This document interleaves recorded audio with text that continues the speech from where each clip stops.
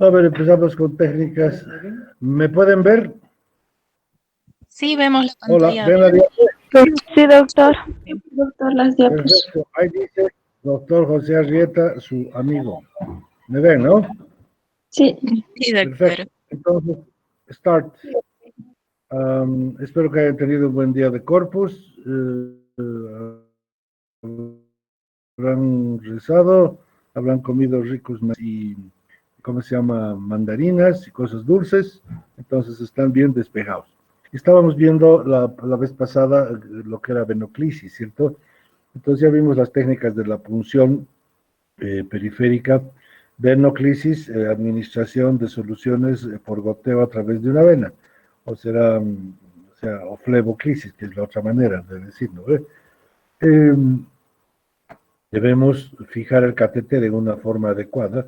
Habíamos visto que de preferencia no hay que ponerlo cuando va a ser un catéter permanente, una venoclisis permanente, hay que tratar de evitar flexiones, lugares de acodamientos, entonces codo, muñeca, pues de preferencia no. Entonces hay que buscar las extensiones rectas de las extremidades, lo mejor es el antebrazo o el dorso de la mano. El antebrazo, cuando vamos a dejar una aguja relativamente gruesa, 18, 16 o 20, y podemos usar el dorso de la mano para agujas más delgadas. Eh, cuando uno va hecho la punción, como ya lo vimos, empezamos a colocar, pues a hacer una fijación de la aguja, y ahora les mostré en la clase pasada los dispositivos que ya vienen preparados de las distintas fábricas, que son unas pegatinas transparentes que nos permite ver mejor el lugar de inserción, si no hay infiltración, si no hay extravasación. A veces cuando uno ha pinchado dos regiones la vena, al pasar las soluciones puede empezar a haber fuga y pues se nota de momento cuando hay una hinchazón en la zona. Si le ponen un esparadrapo blanco o una gasa, pues se van a evitar perder esta complicación y mejor colocar un pegadero transparente. Y bueno, pues eso, la otra técnica buena es marcar con un marcador permanente quién colocó y cuándo lo colocó, porque hay que están varios días y no podemos dejar muchos días porque pueden pasar problemas de flebitis, ¿cierto? O infecciones del lugar de la punción. A veces conectamos el capuchón a la vía de bajada y a veces colocamos a llaves de paso de 3 vías para poder colocar 2 o 3 soluciones en forma simultánea o a veces 2 o 3 sueros. Y cuando no usamos el equipo de Venoclis podemos poner un tapón en el, ¿cómo se llama? El cabezal de la aguja del catéter que hemos puesto para ¿cómo se llama? Hacer inyecciones intermitentes a través del tapón. Eh, después, hay que estar viendo que estén permeables, que no se obstruyan, controlar el goteo, que podamos disminuirlo o aumentarlo de acuerdo al requerimiento y de acuerdo a la cantidad de medicina o de sueros que vamos a pasar. Las complicaciones locales más frecuentes, bueno, hematomas por sangrado, por punción inadvertida de la vena, inflamación, que se trombose, y la otra son flebitis. Las flebitis no siempre son infecciosas, sino a veces es por irritación del fármaco que estamos administrando. A veces hay antibióticos que son muy irritantes y si lo colocamos por una vía periférica delgada puede inflamar por irritación la vena y ser un síntoma muy doloroso. Acuérdense de la ley de Laplace que le dije cuando elijan una aguja.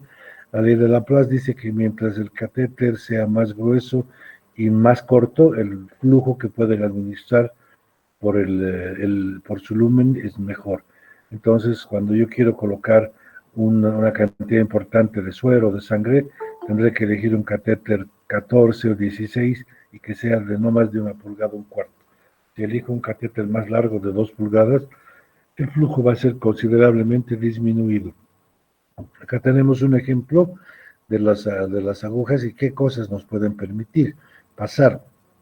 Tenemos la aguja calibre 24, que generalmente lo usamos en pediatría o cuando vamos a colocar infusiones en poca cantidad. Imagínense un suero de 1000 para 24 horas en un adulto. Esto les permite pasar un volumen de 16 a 24 mililitros por minuto en las mejores condiciones. Cuando es 22, bueno, pues para la mayoría de los tratamientos, de preferencia a las enfermeras les gusta la 22 y 20, porque son más delgadas, le duele menos al paciente durante su administración, pero cuando yo quiero pasar un poquito más de suero, ya tengo problemas. Entonces, sugerimos, y de acuerdo con los anestesiólogos, que cuando va a pasar un paciente a quirófano, la aguja ideal es la 18, porque nos permite no solamente pasar soluciones, sino también pasar sangre en caso necesario. Y las de agujas de menor diámetro, la 14-16, son las que vamos a colocar en casos de urgencia, en casos de trauma severo, o cuando estamos seguros que vamos a necesitar una reposición enérgica de soluciones. Que, bueno, pues la vía endovenosa, la venoclisis, es la vía de administración preferente o única, yo diría, en casos de urgencia. Ocasionalmente podremos, si no puedes, en un niño, pues una reacción anafiláctica, alguna, una inyectable intramuscular o subcutáneo.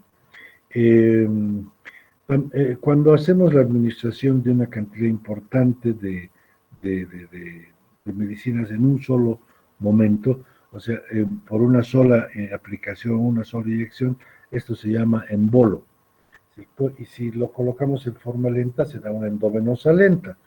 Estas tienen,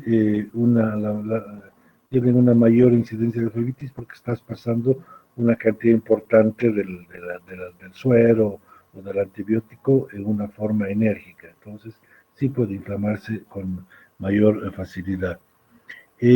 Dos conceptos, perfusión intermitente, es cuando vamos a colocar, imagínense, antibióticos cada 8 horas, ¿cierto?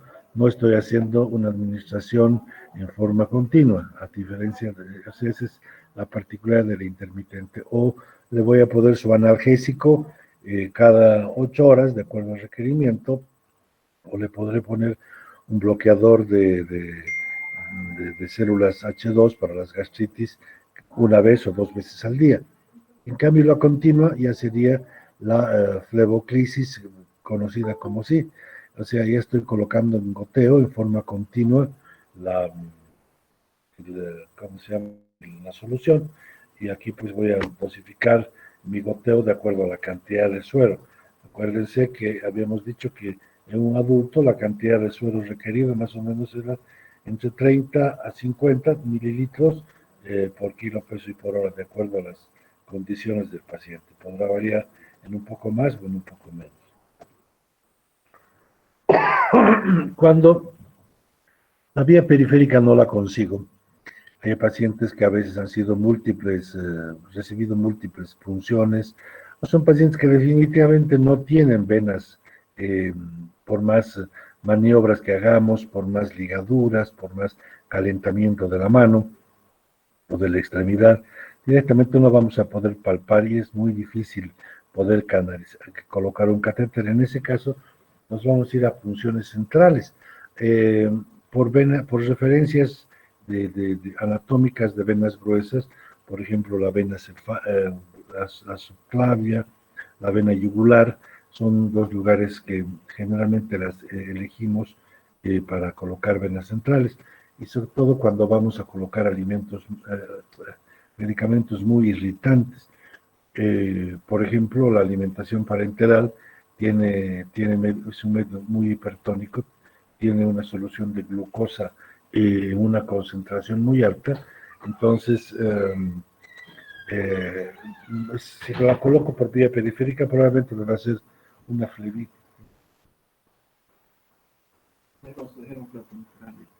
A ver, voy a ver si alguien está esperando.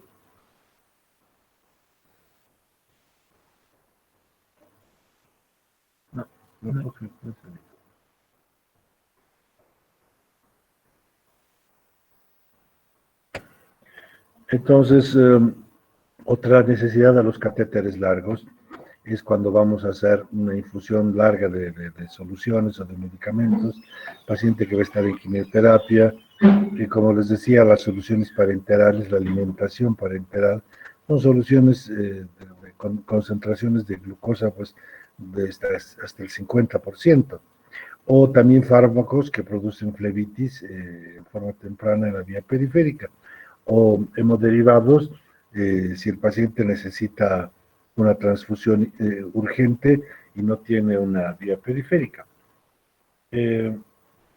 Los catéteres centrales ya no son de colocación tan frecuente, realmente tiene que ser una persona que tenga conocimientos, que esté bien entrenada, porque si bien son de mucha utilidad, pero también tienen muchas complicaciones. Imagínense que yo he hecho una punción en el cuello tratando de agarrar una vena subclavia y resulta que en vez de punzar o de puncionar la subclavia, la he atravesado y he llegado a la pleura.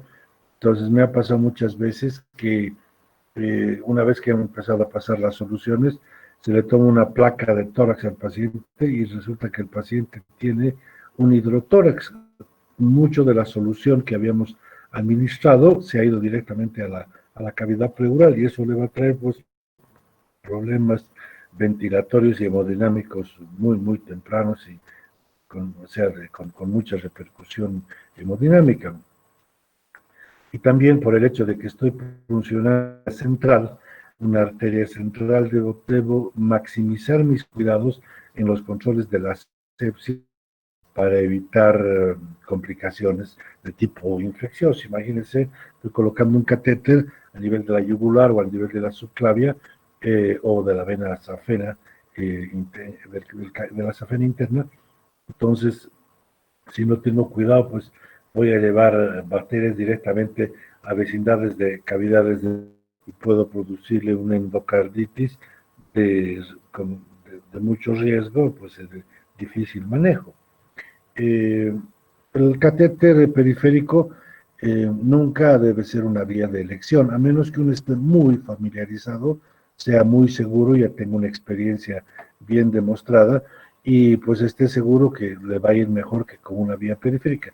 En general el ATLS, que es el padre de los cursos que usamos en cirugía de urgencia o en reanimación de urgencia, dice 2 catéteres gruesos en los brazos superiores.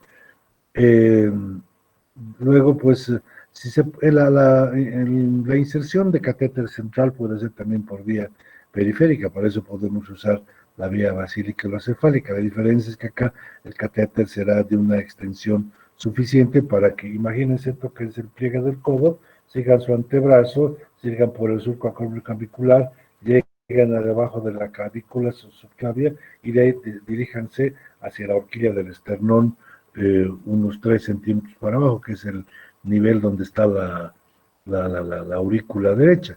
Entonces ese catéter debe tener una longitud pues, de unos 70 a 75, de 60 a 70 centímetros. En cambio, los catéteres que colocamos por vía subclavio y yugular son catéteres que normalmente tienen 30 centímetros. ¿Ya?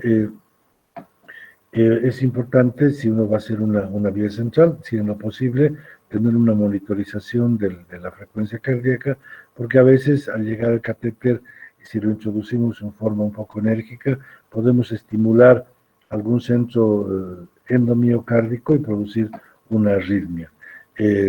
La asepsia, ya les hemos dicho, hay que hacerla con clorhexidina, con DG6 o yodopovidona, preguntándole al paciente si tiene alergia previa conocida a alguno de estos antisépticos. En ese caso, evitaremos y usaremos otro, ¿no? Una forma aséptica muy, muy rigurosa y luego de colocar un catéter central, sobre todo yugular o subclavio, más si es subclavio, tiene más incidencia de punción inadvertida de la vena subclavia, entonces debemos hacer casi de rutina, sino en forma obligatoria, una plaquetórax para ver que el catéter esté en su posición y que no esté produciéndonos un hidroneumotórax. Y como son vías largas, es fácil que se ocluyen, entonces debemos estar permeabilizando frecuentemente con alguna solución de suelo fisiológico isotónico. Las mismas complicaciones en celulitis, hematomas, trombosis, y aquí hay que aumentar graves. Una, la del hidroneumotórax, cuando se va a ir directamente al pulmón el catéter y se va a regar la solución en la pleura, y la otra es que el catéter a veces cuando pasa la subclavia, en vez de irse a cavidad auricular hacia la aurícula derecha, se sube hacia el encéfalo, entonces no va a cumplir su función, no nos va a medir presión venosa central, le va a producir más datos de flebitis al paciente. Las otras complicaciones graves serían la sepsis, no hice una buena asepsia, no cuidé la técnica, tromboembolismos, formación de coágulos que pueden subirse al encéfalo y dar problemas muy serios, tromboembolismo pulmonar, una complicación de una obstrucción a nivel de las arterias pulmonares con una complicación grave de un taponamiento cardíaco, embolismo por aire, si inadvertidamente dejé que se pase aire por el catéter, y otra más rara que por suerte yo nunca la he tenido en mi experiencia, que el catéter se fragmente y se corra hacia dentro del corazón, para lo cual tendría yo que hacer una cirugía de corazón abierto, parar ese corazón, abrirlo y ir a buscar el catéter, una complicación muy seria. Bueno, este es un ejemplo. Yo tengo en mi consultorio y a veces he llevado a la clase los catéteres para mostrarles la vía de introducción, pero básicamente lo quiero que vean es arriba a la derecha. Estos catéteres tienen a veces doble lumen o triple lumen. ¿Qué quiere decir eso? Que tienen por dentro del catéter, son relativamente gruesos, de 2 milímetros, un poco más, hasta 3. Entonces tienen hasta 3 vías por dentro, lo que me permite colocar diferentes antibióticos o diferentes sustancias en diferentes momentos, y así evito la contaminación de la vena donde está puesto el corazón y evito las endocarditis. Como les había dicho, es muy importante cuando hago un cateterismo, la asepsia y los cuidados para evitar infecciones. Un buen aseo de manos, un buen aseo de la zona donde vamos a colocar al paciente. Hay que tener una referencia anatómica de dónde está la vena yugular anterior, que está generalmente en la bifurcación de las dos ramas de los esternocleidomastoideos que se están insertando en la clavícula en el borde superior, o la vena subclavia que corre por debajo de la clavícula.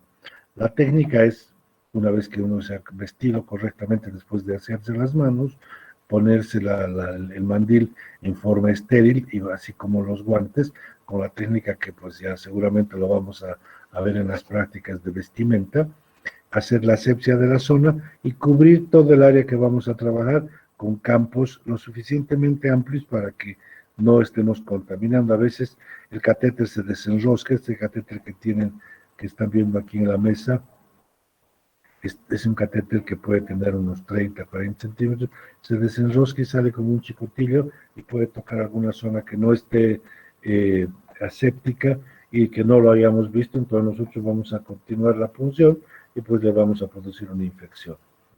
Generalmente usamos una infiltración de la zona que infiltramos con lidocaína o con lidocaína con o sin epinefrina, primero con una aguja diferente, y luego ya posicionamos al paciente. Aquí está la clavícula, aquí estaría su mentón, y esto es la oreja del paciente. Aquí están las dos ramas que se las identifica por palpación, dos ramas del esternocleidomastoideo, y entre las dos ramas y dirigiéndonos a la horquilla del esternón vamos introduciendo la aguja, y a medida que la vamos introduciendo vamos aspirando. Entonces cuando lleguemos a puncionar la vena yugular o aquí abajo la vena subclavia, va a venir sangre, y ese es el momento en que ya dejamos la aguja en su posición. Aquí estamos haciendo ya en este caso hemos hecho una primera referencia con una aguja simple, delgada, para no causar mucho daño. Cuando ya tenemos ubicado, colocamos un una aguja, un intracat largo, que generalmente es de calibre 16,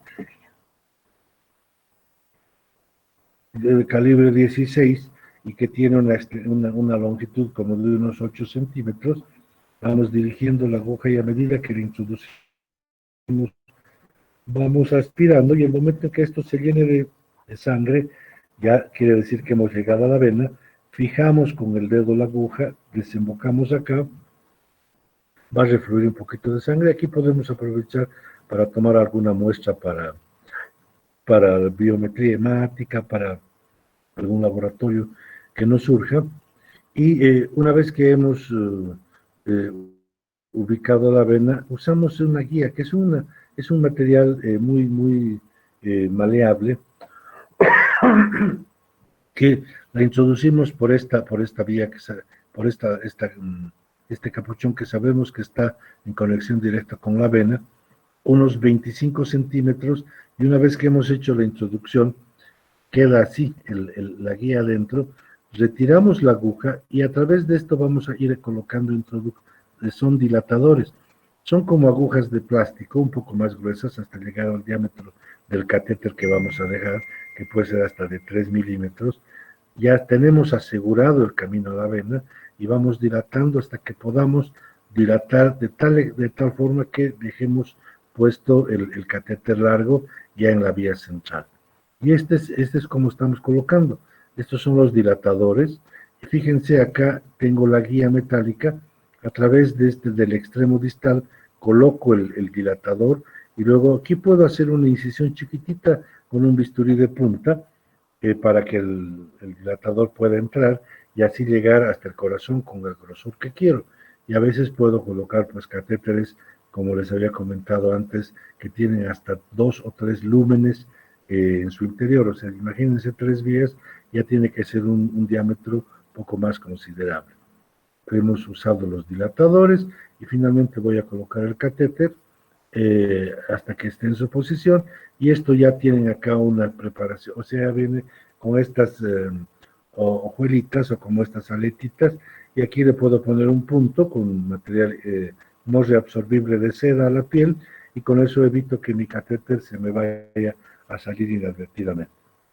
Ya luego acá yo colocaré pues la conexión con ¿cómo se llama? Con las bajadas de suelo que crea conveniente. ¿Ok? Cuando no es posible hacer un acceso venoso o no tengo, ahorita en las terapias pues no se concibe no tener catéteres para colocación de vía central por vía periférica o por vía yugular o por vía femoral, pero en ocasiones uno tiene que estar preparado que cuando no hay forma o no dispongo del catéter o no he podido por la anatomía del paciente colocar un catéter central y yo estoy seguro que necesito tener una buena vía de acceso para conducir un acto quirúrgico, el acto anestésico o reponer sangre en caso necesario, entonces no me queda otra que hacer una venodisección, que quiere decir disecar una vena periférica y ahorita con la técnica que les muestro, colocar a través de esto un catéter grueso, que puede ser que quede en forma periférica, o a veces, si tengo un catéter de extensión larga, puedo llegar hasta vía central. ¿Qué puedo conseguir yo con vía central? Pues tener parámetros más importantes para monitorizar al enfermo. Si tengo ese catéter que está en contacto con la aurícula, entonces yo podré tomar mediciones de la presión venosa central, con lo cual voy a estar monitorizando bien la hidratación del paciente, eso sobre todo en pacientes choqueados, en grandes quemados. Es importantísimo saber la cantidad de suero que yo voy a reponer, porque si me quedo corto, pues lo deshidrato, anuria, falla renal, y si me paso, si coloco más de 10 milímetros, más de 10 centímetros de agua, que es la presión venosa, pues voy a tener problemas más bien de edema agudo de pulmón u otras complicaciones. Cuando este es un antebrazo que ustedes están viendo hacia la parte de arriba, la vena basílica y la cefálica hacia aquí afuera. Realmente, estos son los lugares que usamos para punción o las venas que usamos para punción cuando voy a hacer una punción para sacar sangre, ¿cierto? O la administración de un medicamento que es por una sola vez. Si viene un paciente con un dolor muy importante, yo coloco aquí una ligadura, las venas se van a ingurgitar, voy a elegir la más derecha, la más gruesita, y aquí es donde voy a hacer mi inyección o de un antiespasmódico o de un analgésico, o a través de esto mismo podré usar también para extraer sangre. Y a nivel femoral, esta es otra vena que hay que tenerla muy en cuenta. Aquí está la vena femoral, y a esta altura viene el callado de la vena safena, que es la safena que está cayendo en la femoral. En esta, al igual de las safenas, que yo puedo hacer una disección venosa, es decir, una disección de la safena a nivel de la ingle del paciente, de la región inguinal. Otro lugar interesante para hacer venodisecciones, cuando no es posible o no lo he encontrado. Hay pacientes muy gordas, que es muy difícil ubicar la basílica dorsocefálica, y más difícil todavía la región inguinal, hacia el callado de la safena. Entonces buscamos la vena safena interna, que está por encima del maleolo interno. Este es un lugar bastante frecuente para hacer venodisecciones cuando no se ha podido hacer una venodisección en extremidades superiores. Ya les había comentado que de preferencia tratamos de no hacer colocación de sueros o de ninguna clisis, venoclisis en miembros inferiores, porque son más propensos a las trombosis, a las flebitis. El material que vamos a usar para una venodisección es una mesa de mayo, bien estérilmente cubierta. Bueno, acá tenemos separadores de Farabeuf, que ya los han visto. Acá hay bisturís, dos bisturís, puede ser uno de punta y otro bisturí número 11, una tijera de Metzenbaum, una tijera recta, un portaagujas, pinzas de disección, y podremos usar unas 2 o 3 mosquitos. Aparte tenemos que tener un par de jeringas, una para la toma de muestras y la otra para administrar un anestésico local, que bien puede ser lidocaína, conosin, epinefrina, o bupivacaína, igual conosin, y una ligadura que la usamos para colocar en forma proximal, si es en el antebrazo o en el pie, antes de la ligadura, porque al ligar, la vena, al no estar teniendo el retorno adecuado, se va a ingurgitar, se va a ensanchar, pues, o engrosar, y la vamos a poder no solamente ver, sino la podemos ver primero palpando de forma palpatoria. Esto es lidocaína. Acuérdense que la lidocaína, cuando tiene las franjas verdes, es lidocaína simple, sin epinefrina. Y cuando es roja, estas líneas acá, o las letras son rojas, tiene epinefrina. ¿Qué diferencia es una y otra? Bueno, pues la que tiene con epinefrina produce una vasoconstricción en la zona periférica, la zona de anestesia, y al estar los vasos contraídos, no se limpia tan fácil esta lidocaína, y su efecto anestésico es mucho más prolongado, casi duplicado. Si la lido simple tiene una anestesia de 60 minutos, la con epinefrina tendrá una anestesia de hasta 2 horas. Y lo mismo pasa con la bupivacaína. La bupivacaína simple les da un efecto anestésico de 2 horas y media, y cuando ya tiene con epinefrina, les duplica el tiempo de acción. Pero acuérdense que no voy a colocar yo anestésicos con epinefrina cuando coloco en extremidades distales del cuerpo. Quiere decir, cuando voy a colocar en anestesias de los dedos, en anestesias de los lóbulos de la oreja, en anestesias de la nariz. En este caso, prohibido, completamente prohibido, el uso de anestésicos con epinefrina. Acá tendré que usar solamente anestésicos simples, puros, ¿ya?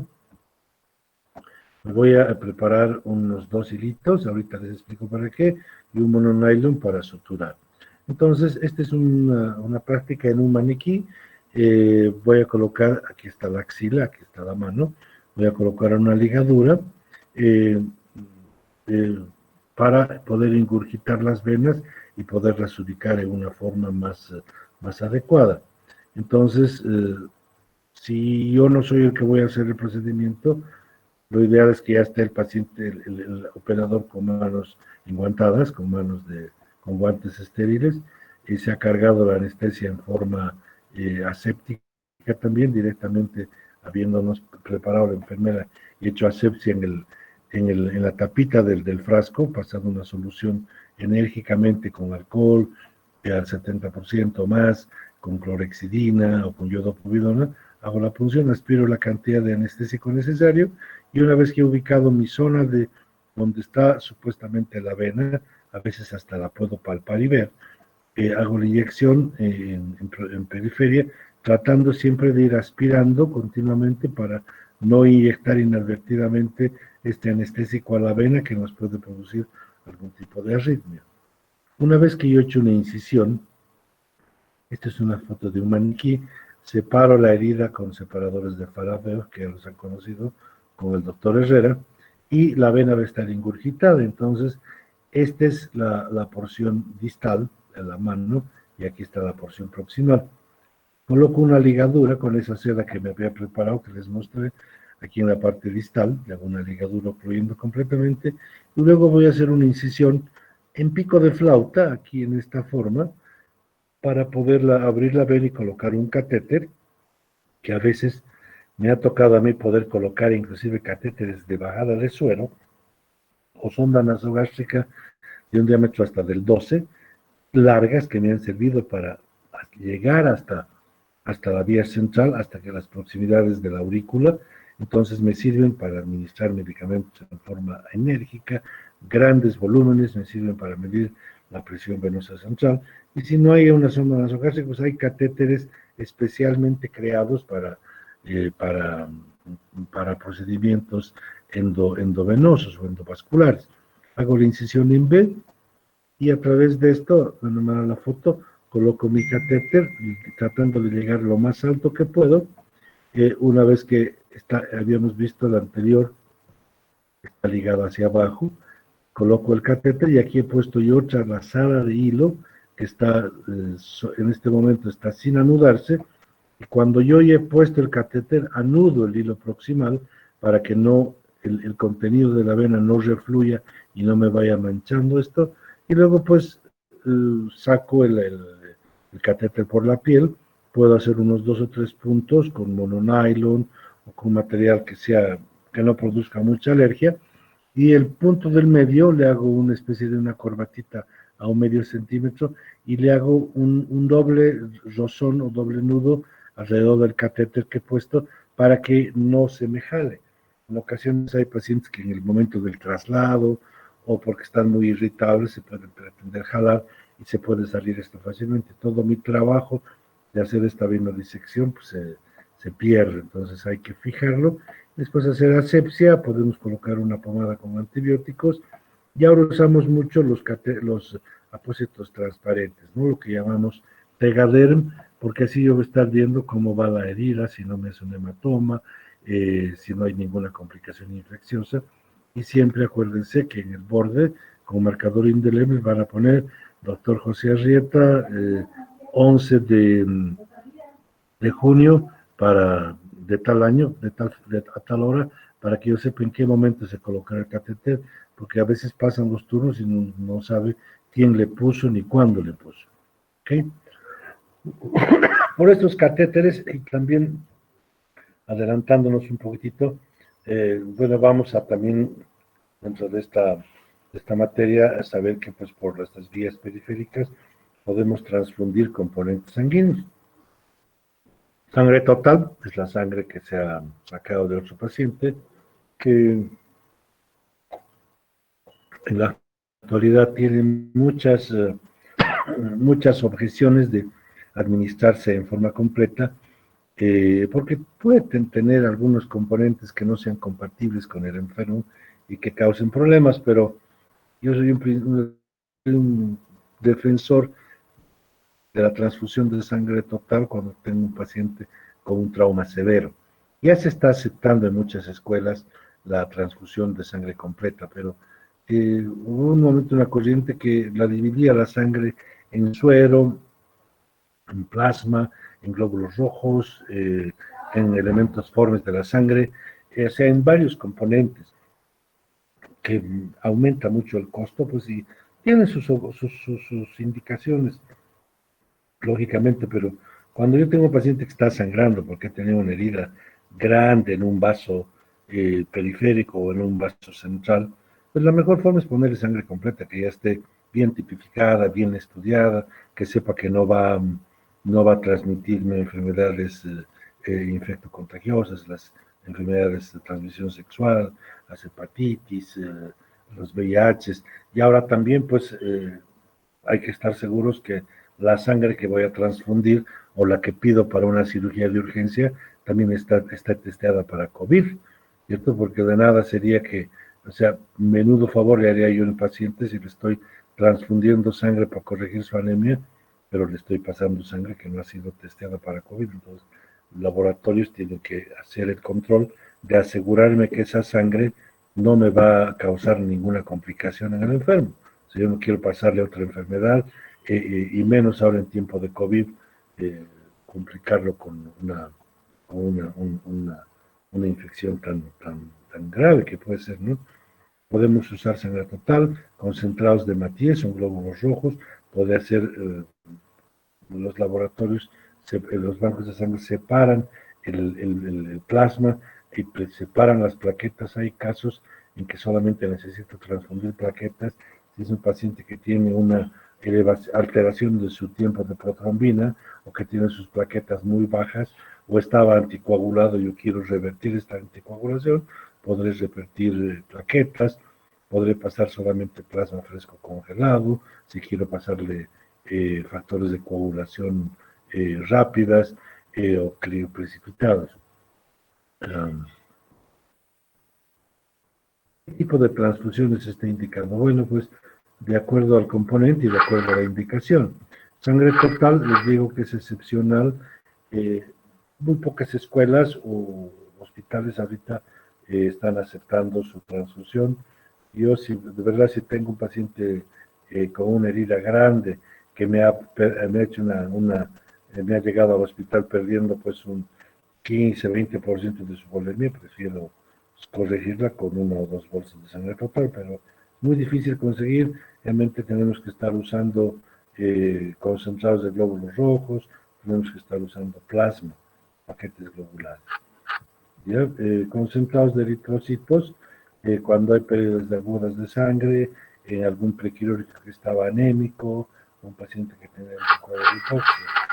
Concentrados de glóbulos rojos lavados, cuando hay pacientes que tienen intolerancia al plasma, entonces solamente puedo colocar glóbulos rojos que están sin componentes plasmáticos y que no me van a dar reacciones de sensibilidad.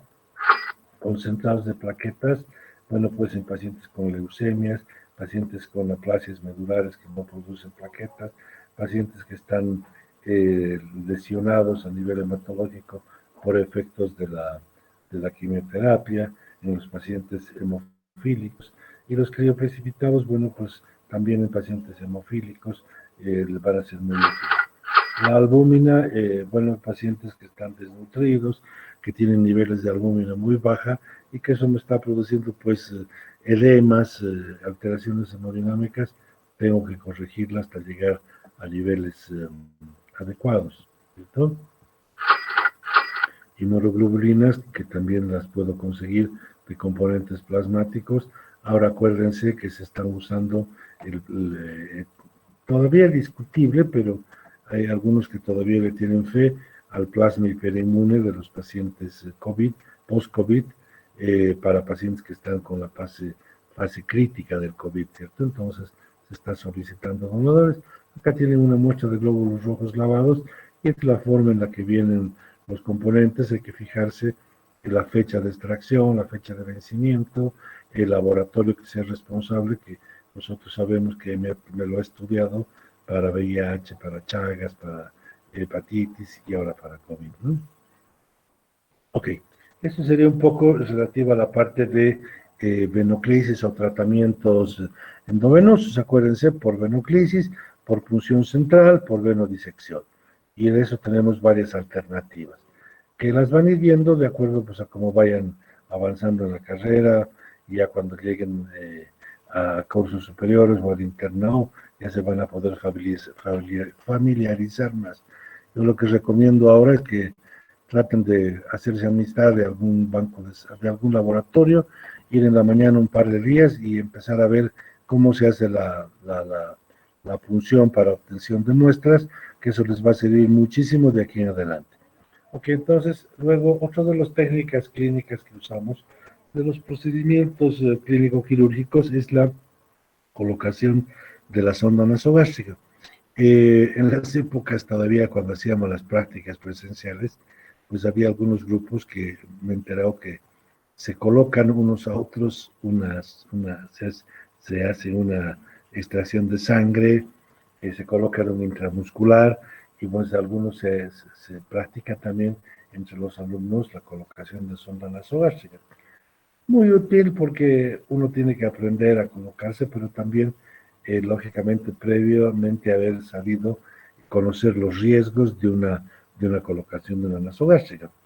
Es la introducción, o sea, de una sonda ahora son transparentes, son de polipropileno, que tiene una longitud de 75-80 centímetros, que la colocamos a través de la nariz, de la lubricación, y esta va hasta el estómago. De ahí viene su nombre de nasogástrica, que une la nariz con el estómago.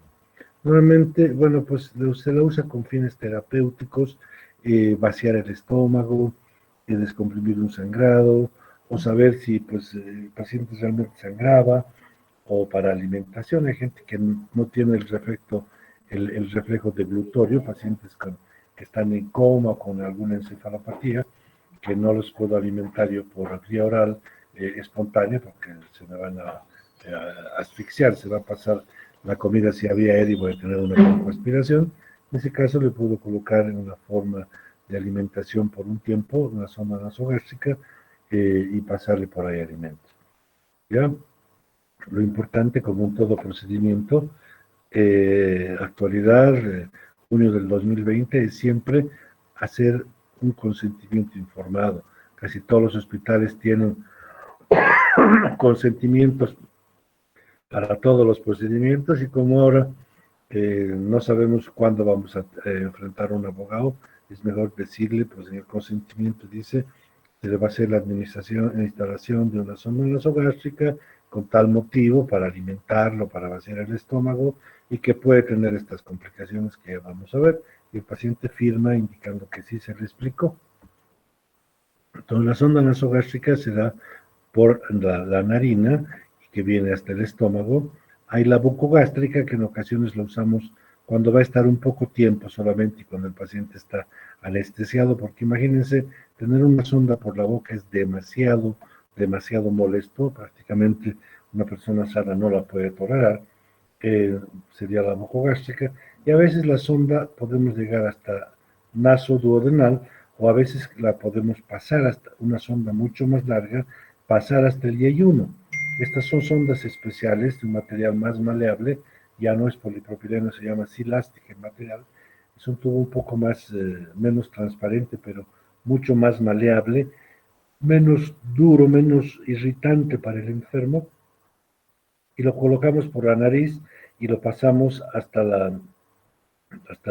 las 4 porciones del duodeno, hasta el yeyuno, y lo usamos a veces para alimentación en procesos largos, en casos de pancreatitis, cuando no podemos poner alimentos que irriten el plasma, el páncreas, perdón.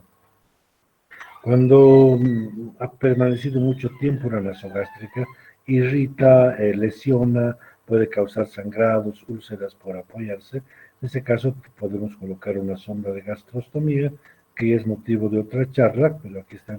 Gastrostomía, como ustedes ya saben, es un abocamiento del estómago al exterior a través de una sonda, y acá tenemos la yeyunostomía o la ileostomía, que es el abocamiento del yeyuno o del ilion a través de una sonda al exterior.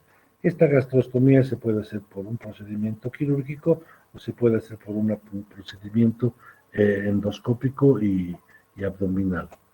Los elementos básicos: una cubetita con un poco de agua, otra cubeta donde vamos a colocar unas 2 o 3 gasas, la sonda nasogástrica, que viene también por diferente numeración. En un adulto vamos a usar una 18, una 20, 22, lidocaína en gel que sea transparente, una jeringa en este caso de 60 centímetros, que tiene este pituto diferente a las jeringas normales, porque con esto podemos embonarlo directamente aquí al mandril de la sonda nasogástrica. Guantes, es una técnica que no necesita la utilización de guantes estériles, son guantes de examen, pueden usar estos o los de nitrilo, y luego un estetoscopio. ¿Por qué el estetoscopio? Porque una vez que tengamos la sonda nosotros puesta en el estómago, podemos hacer una inyección de una cierta cantidad de aire, imagínense unos 20 mililitros de aire, embocamos acá y lo inyectamos por la sonda nasogástrica, y en ese momento nosotros estamos escuchando el epigastrio del enfermo. Entonces, si escuchamos que entra un burbujeo de aire, podemos estar seguros de que la sonda está en vía gástrica, porque a veces la sonda al colocarla se nos puede ir a algún bronquio y vamos a tener problemas de neumonías de aspiración o de infecciones. Tela adhesiva, una tela antialérgica para fijar la sonda, ¿cierto? Y acá hay una pinza para cerrarla si en algún momento está produciéndose un débito, una salida importante de contenido gástrico. Yo no quiero manchar al enfermo hasta que coloque mi conexión o aspire todo el contenido, entonces podría pinzarla con una de estas pinzas, que en este caso es como una pinza de Kelly recta, pero desechable. Acá en un maniquí están viendo la enfermera con sus guantes de nitrilo, la doctora, está haciendo primero una medición. Entonces toma la punta de la nariz, el lóbulo de la oreja y dirige la sonda hasta la altura del apéndice sifoides, del esternón. Entonces, tomar esta distancia, puede marcarlo con una lapicera indeleble, con un pedacito de tela, cuál es la altura o hasta dónde va a meter la sonda, porque no es cuestión de meter toda la sonda, a veces se puede acodar, y para sacar, me ha pasado una vez que se hizo un nudo, una complicación muy seria. Entonces, una vez que ha marcado, le pregunta, primero hay que explicar al enfermo qué se le va a hacer, le voy a colocar una sonda a través de la nariz para el estómago, le va a producir arcadas, le va a producir ganas de vomitar, pero usted me tiene que ayudar que cuando sienta la sonda aquí en la parte posterior de la hipofaringe, trate de deglutir, para que con eso la sonda, con el estímulo deglutorio, trate de dirigirse por sí misma hacia el estómago y no se me esté yendo hacia la tráquea. Y nosotros, a medida que vamos inyectando, vamos a ver la reacción del enfermo. No inyectando, vamos introduciendo. Cuando voy yendo por vía digestiva, esofágica, es un poco más tolerable, pero si por mala suerte el paciente deglutió o tenía alguna alteración anatómica y la sonda tiende a irse a los bronquios o a la tráquea, pues el paciente va a empezar con sofocación, con tos, y una técnica muy útil para esto, que yo la uso, es al ir introduciendo la sonda, con la otra mano agarro el conector cerca de mi oído y voy sintiendo. Cuando siento burbujeo o siento que escapa aire, pues lógicamente ya entiendo que me estoy yendo por vía aérea, retiro la sonda, le vuelvo a explicar al paciente, a veces le puedo dar un sorbito de agua, si está consciente, ¿no? Es muy diferente colocar una sonda nasogástrica cuando el paciente está consciente o inconsciente. En este caso, cuando está consciente, me va a poder colaborar y voy a estar seguro de que estoy haciendo un procedimiento adecuado. Pero si está inconsciente, tengo que estar extremando mis cuidados para no irme hacia tráquea o hacia bronquios o producir una lesión importante. Es también muy conveniente tranquilizarlo, porque no todo el mundo se deja colocar una sonda de buena gana, ¿cierto? Alguna vez la van a tener que colocar en un lactante, un dedo por debajo del sifoides, y cuando es un niño mayor, un poquito más abajo. Entonces, enroscan la sonda en la mano izquierda, y con la otra, con la mano derecha, primero le preguntan al paciente por cuál de las narinas respira mejor, y por la que respire mejor, vamos a elegir, esa es la que vamos a elegir. Empapamos la sonda con solución de gelatina de lidocaína, un gel transparente, y pues vamos con calma hasta la parte más molestosa es cuando uno pasa las cuanas y llega a la hipofaringe. Cuando ha llegado aquí, existe un truquito de levantar un poco la cabeza del paciente, como que flexione el cuello, y pedirle que trague. En el momento que el paciente deglute, como que la laringe, las cuerdas vocales se cierran y el orificio esofágico superior se abre, entonces ahí es que podemos tratar de introducir la sonda con maniobras suaves. Y lo que les decía yo, cuando ya voy llegando al estómago, yo agarro aquí este capuchón rojo y lo acerco a mi oído y escucho, a ver si no veo, no siento burbujeo. Si siento burbujeos, posiblemente me estoy yendo a la vía aérea. En ese caso, retiro, tranquilizo al paciente y vuelvo a intentar. ¿Ya? Una vez que han hecho la colocación de la sonda hasta el nivel que se han premarcado, que generalmente son 60-65 centímetros, ya se lo tranquiliza el paciente. Bueno, pues ahí no me puedo aquí colocar en el extremo de la sonda la jeringa que habíamos visto y aspirar.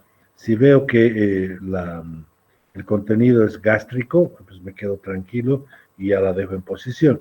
Esta es una sonda de un color diferente. Esta es una sonda de alimentación nasoenteral. Es una sonda mucho más larga, que debe tener 1,50 m, y que la vamos a pasar al estómago, va a llegar al duodeno, y como habíamos visto en aquella primera foto, va a pasar el estómago, va a pasar el píloro, todas las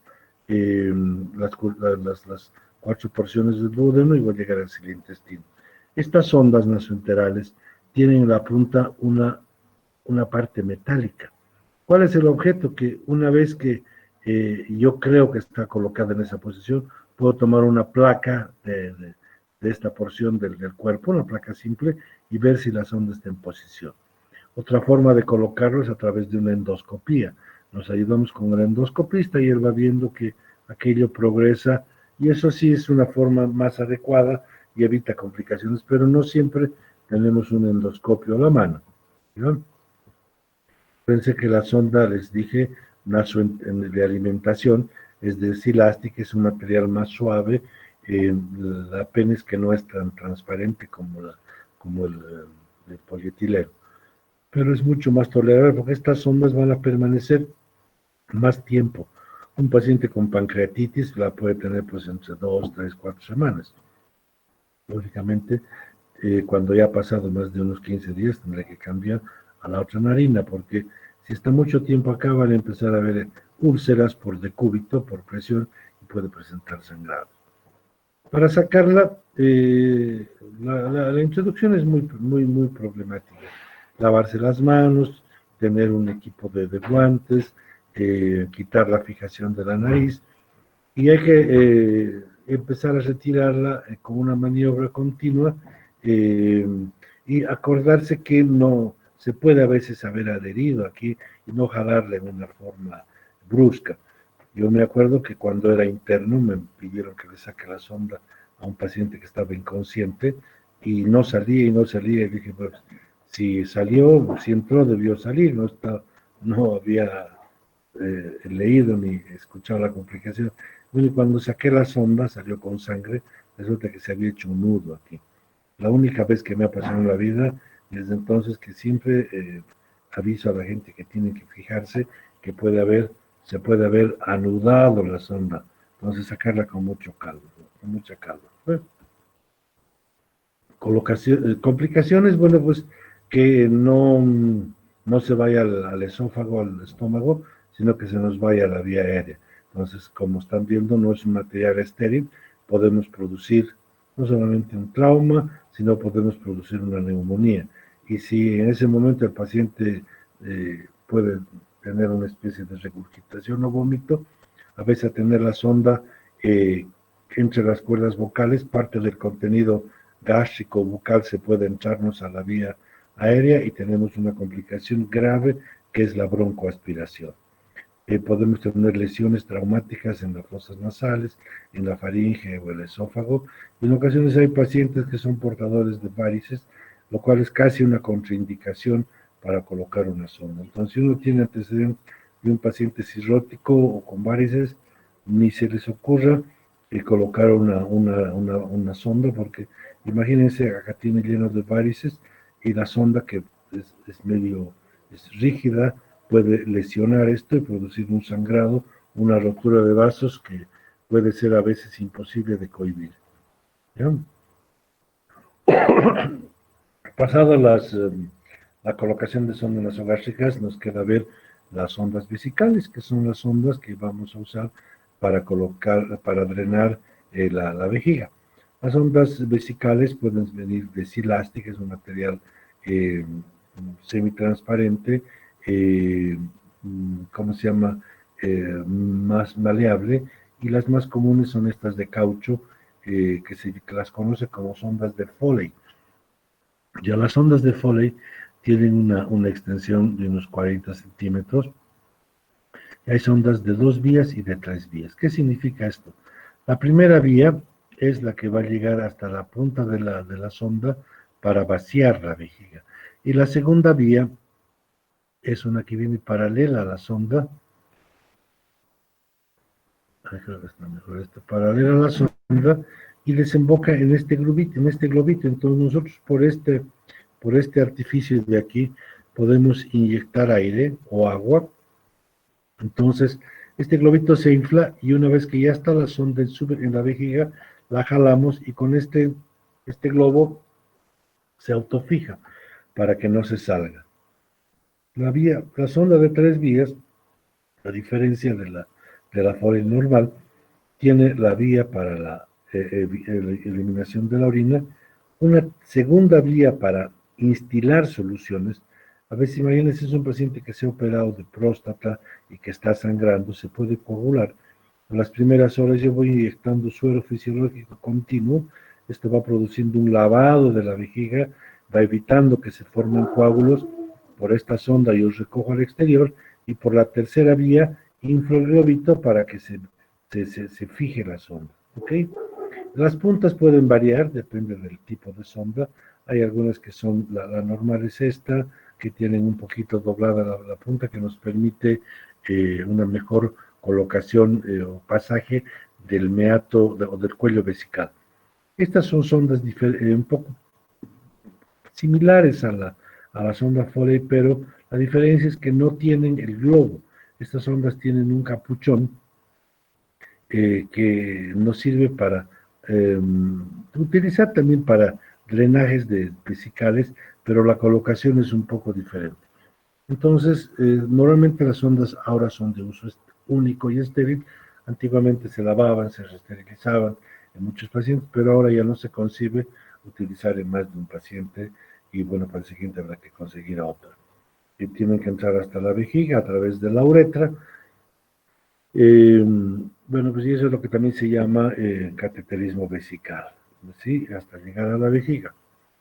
Hay que acordarnos esta disposición del globito, que una vez que esté en la vejiga lo inflo, entonces de esta forma la sonda no se sale del lugar que hemos colocado.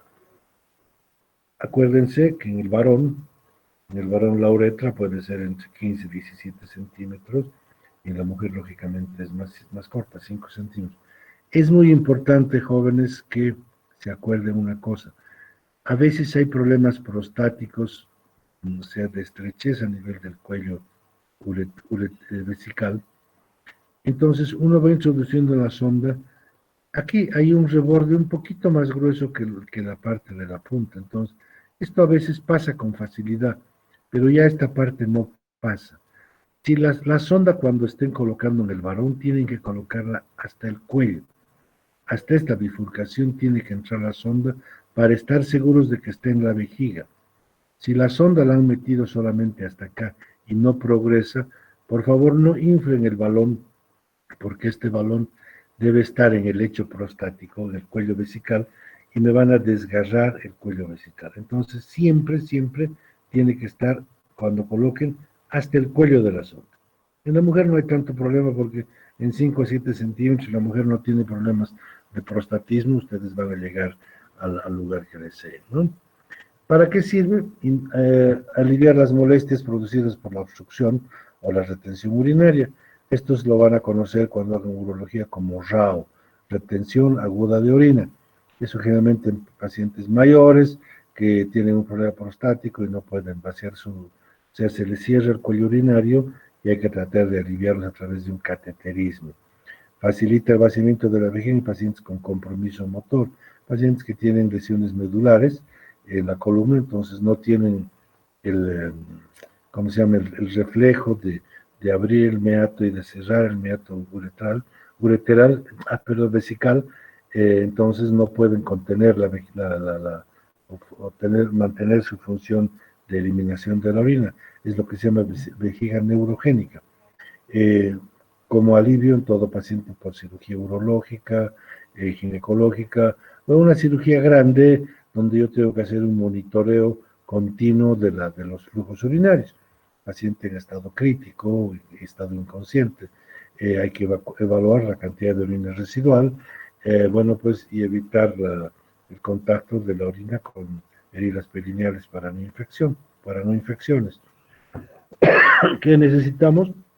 Guantes, gasas, un campo perforado, compresas estériles, un lubricante hidrosoluble y transparente, antiséptico, clorexidina, no tanto yodado, una jeringa de 10 cc, una ampolla de 10 cc cargada en otra jeringa, la sonda uretral, que sería una sonda de Foley, o la de Nelaton, que es una sonda parecida a la nasogástrica, pero que no tiene el balón de la Foley y solo la usamos para alivio de la obstrucción o para vaciar la vejiga. Una tela para fijarla, una bolsa colectora y bueno, es una lámpara, ¿cierto? Para ver lo que estoy haciendo.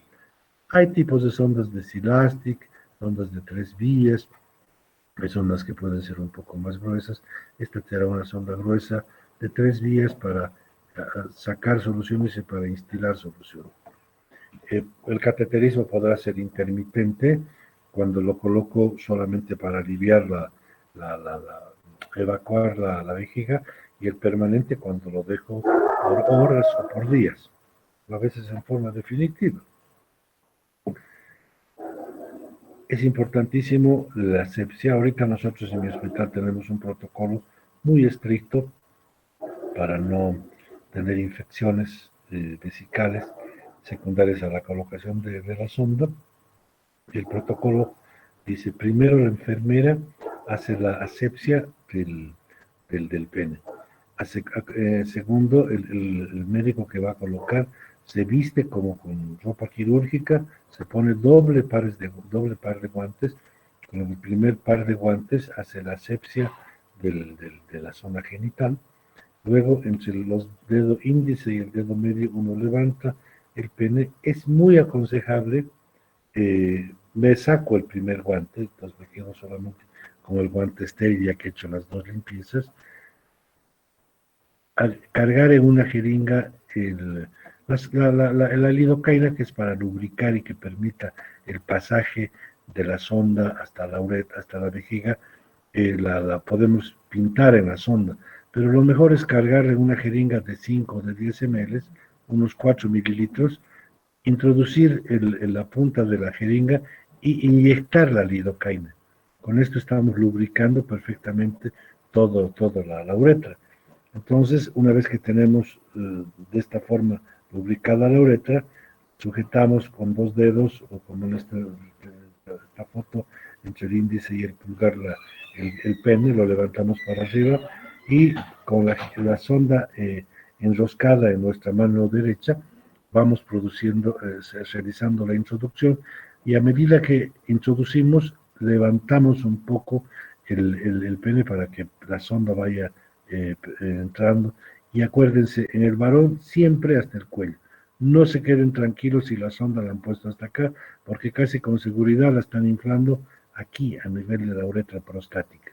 Entonces, la sonda de estar aquí insinuada, les va a evacuar orina, van a decir ya estoy en la vejiga, pero cuando fijen el balón, el balón lo van a inflar acá, me van a destrozar el cuello vesical, va a empezar a sangrar y van a empezar a ver subida a cuadros. Entonces, siempre la sonda en el varón hasta adentro.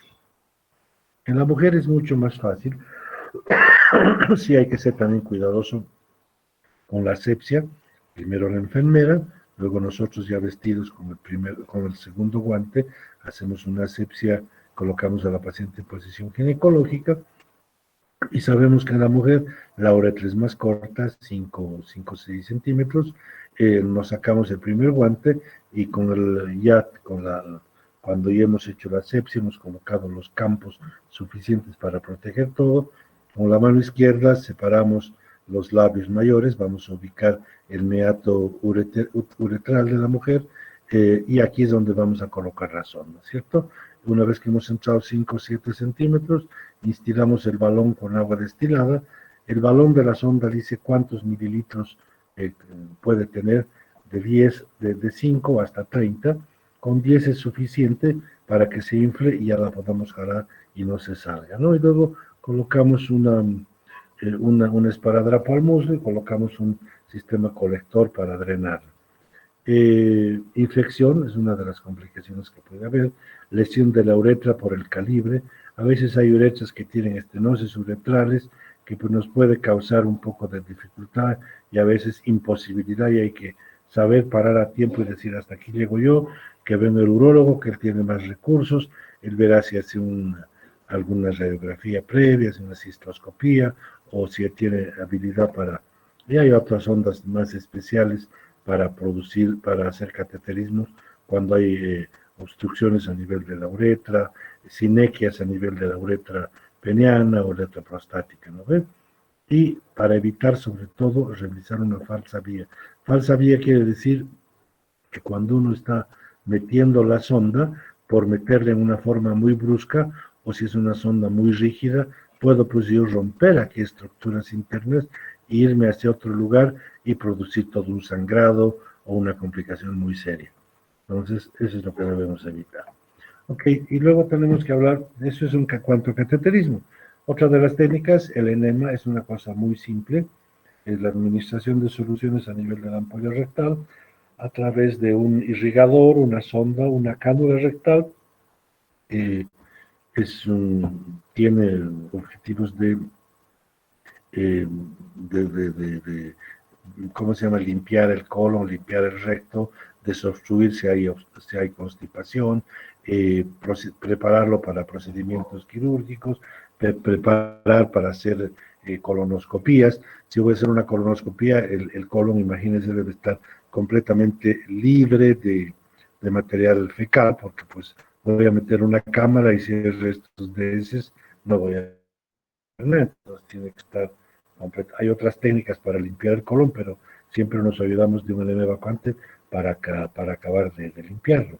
Patologías que requieren estreñimiento, fecalomas, que es la acumulación de heces en pacientes ancianos o en pacientes chagásicos, que ahí se están 15, 20 días sin ir al baño y todas las heces se van acumulando a nivel de la ampolla rectal, del recto alto, y pues se hace un apelotonamiento de heces duras, imposible de vaciar, entonces ahí colocamos enemas con distintas técnicas a goteo, se llama proctoclisis, y soluciones que vayan humidificando esta tumoración, por así decirlo, de heces, las vamos desmoronando progresivamente con los dedos hasta que logramos evacuación.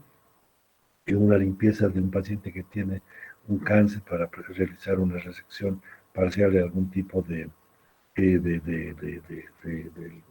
resección del colon, en pacientes que van a tener un parto, por ejemplo, entonces es a veces indicado hacer un enemita previo para tener toda la ampolla rectal limpia, cosa que durante el parto, por el efecto de pujar, del pujido tan intenso, pues pueden tener salida de heces y eso me va a contaminar el canal del parto y sobre todo si yo voy a hacer una episiotomía, que es esa incisión que hacen los ginecólogos a nivel de la vagina para ampliar el canal del parto en el momento de la expulsión. Si hay contaminación de heces, pues esta episiotomía se me va a infectar con seguridad. Entonces acá tendría que tener una sonda de Nelaton. Aquí está puesta, sí, es una sonda de Nelaton de un calibre moderado, puede ser un calibre 20, 24, guantes no necesitan ser estériles. Yo les recomiendo por lo menos 2 pares de guantes porque a veces el contenido fecal transmina y pasa el aroma al primer guante y uno está todo el día con sensación a heces, es una tragedia, no se pasa con nada. Entonces pónganse doble guante, un lubricante y el equipo de infusión, ¿cierto?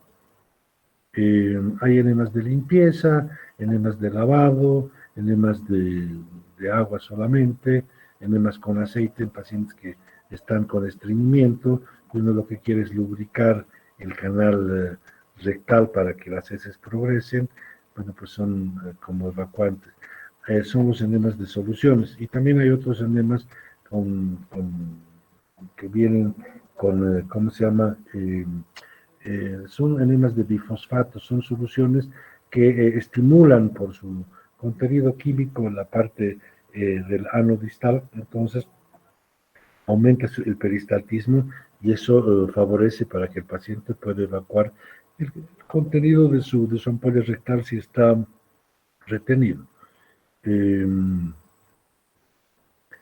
Acá es una bolsa para administración de enemas y ustedes van a ver en los hospitales pues las jarras, ¿cierto? Son unas jarras que tienen una conexión al sistema de bajada, parecido a lo que tiene aquí la enfermera, coloca al paciente en decúbito lateral, le explica lo que le va a hacer, eh, siempre con las manos enguantadas, lubrica muy bien la sonda y dependiendo de la presión que ella quiere ejercer, podrá subir o bajar su mano, la mano izquierda, mientras más alta la presión de bajada va a ser más importante. Y siempre tener una chata, en México se llama cómodo, yo no sé por qué, porque debe ser bien incómodo, y acá en Bolivia se llama chata, que es una cosa, es como un basenica que está más aplanada en uno de los extremos que permite introducir entre el colchón y el glúteo del enfermo para si hay un rebosamiento, no rebase y ensucie todo. En este caso, la enfermera ya tiene acá sus guantes listos para ponérselos, ¿no?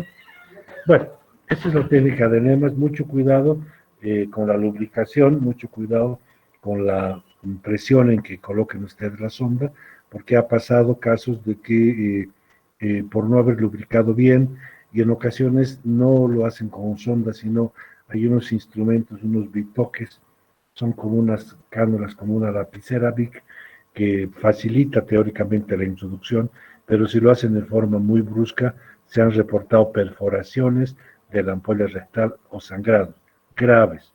Entonces, siempre con mucha calma y explicándole al paciente lo que van a hacer. Bueno, y hay dos cosas más que hay que ver para concluir, que son la hemodiálisis y la bomba de circulación extracorpórea. La hemodiálisis, ustedes han visto, es ese aparato que utilizamos para limpiar la sangre, para filtrarla en pacientes que tienen problemas de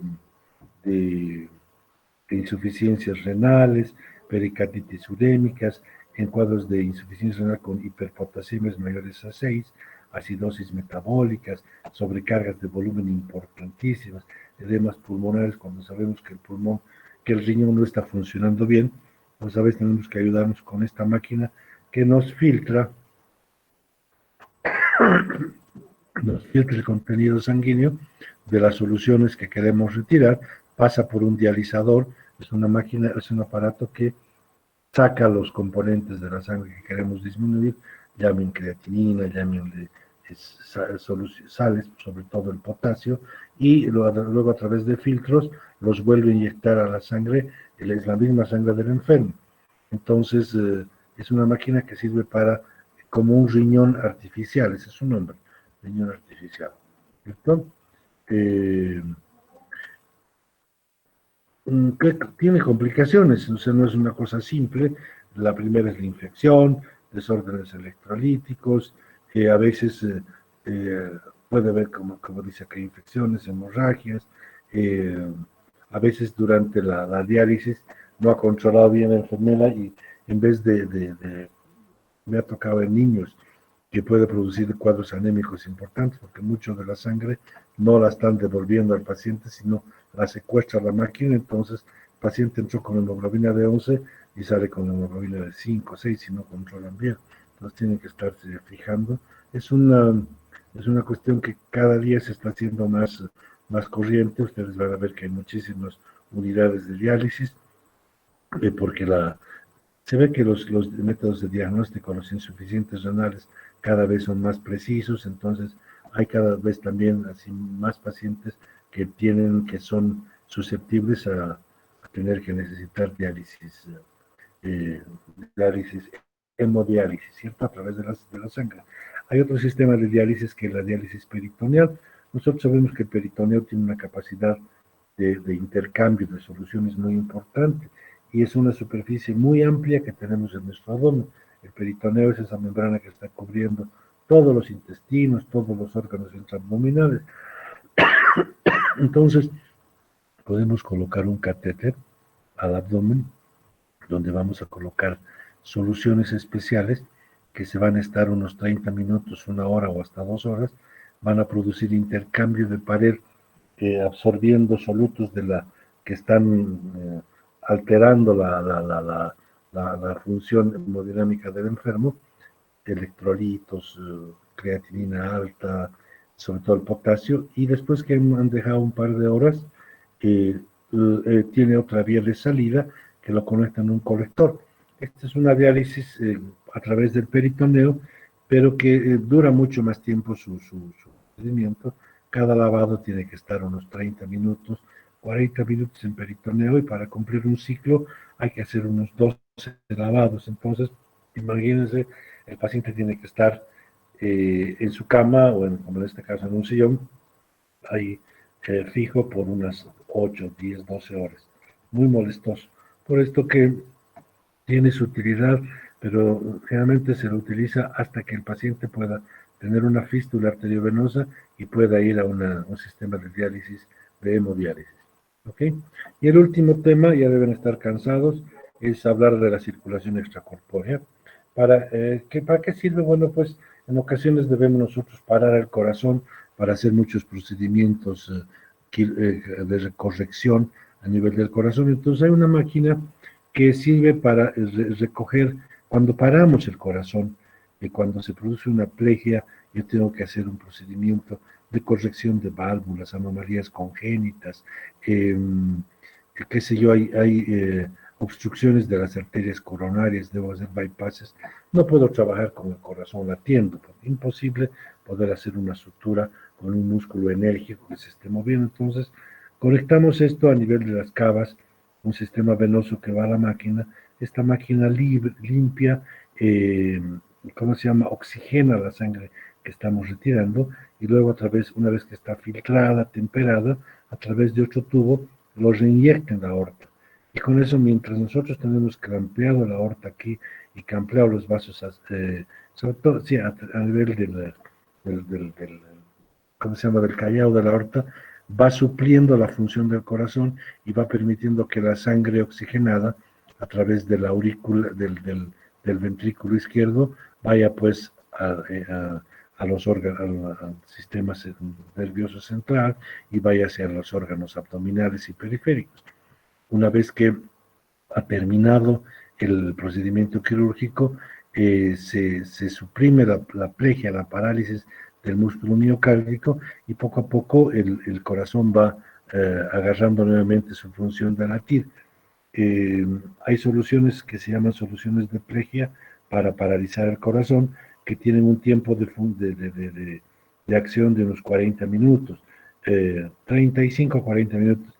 Pasado este tiempo hay que volver a hacer plegia, pero hay que acordarse que no se puede dejar de una forma continua el corazón parado. Entonces, el cirujano tiene que ser hábil, hacer su reparación rápido y volver a la normalidad lo más urgente que se pueda. Con esta forma, pues, se está perdiendo poca sangre, la sangre se está oxigenando, y la sangre que sale a veces al cortar el corazón, hay otras máquinas que se llaman recuperadores de de glóbulos rojos, la absorben, esa sangre la pasa a la misma máquina de circulación extracorpórea, la filtra, la limpia y la volvemos a reintroducir al torrente cardíaco. Entonces, con eso, la pérdida, la necesidad de sangre durante una cirugía disminuye radicalmente. Se puede hacer una cirugía con corazón abierto, a veces transfundiendo una bolsa de sangre o menos, ¿cierto? Depende de la habilidad del cirujano o de cómo hayan manejado la circulación extracorpórea. Ok, jóvenes, yo creo que con eso, ahora les quería mostrar esta cosa muy bonita. ¿Se me fue? ¿Qué pasó? Como última foto tenía una imagen de Cochabamba hace unos 4 días, no sé si se dieron cuenta, a las 5 de la tarde hubo un amago de lluvia, y como ahora estos días que estamos todavía con una cuarentena relativa, no hay mucha circulación, no hay mucha polución, el cielo cochabambino es completamente diferente a lo que conocíamos hace 5 o 6 meses, entonces se formó un arcoíris precioso que no había visto yo en muchísimos años. Espero que se produzca de nuevo otro fenómeno igual antes que la ciudad se vuelva a contaminar nuevamente. Con eso pues hemos concluido la clase de hoy y nos estamos viendo más adelante. Bueno, muy buenas noches a todos. Buenas noches, doctor. Muchas gracias. Muchas Gracias, gracias, doctor. doctor.